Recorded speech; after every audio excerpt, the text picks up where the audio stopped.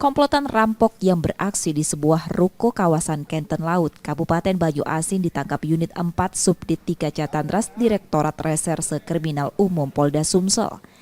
Tersangka masing-masing Ali Topan, Muslimin, Rian, Budiman, Usman, dan Marwani yang diringkus di tempat persembunyiannya. Polisi menerangkan perampokan terjadi pada 26 Mei lalu. Para pelaku masuk ke ruko dan mendobrak kamar, lalu menyekap dua penghuninya untuk menunjukkan tempat uang dan barang berharga. Pelaku juga melakukan pelecehan pada salah satu korban. Polisi menyebut pelaku utama dari perampokan ialah Ali Topan, yang tak lain mantan karyawan dan bekerja di toko sembako milik korban pada 2020 lalu.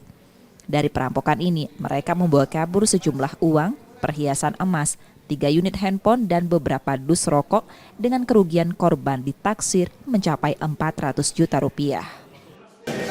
Salah satu tadi para pelaku itu dia melakukan pelecehan kepada korban dengan tindakan yang agak tidak senonoh kepada korban.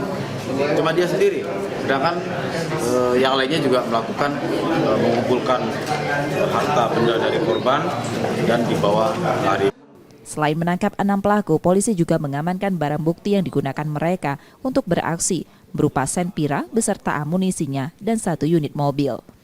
Para pelaku kini ditahan di Polda Sumsel dan terancam hukuman 12 tahun penjara.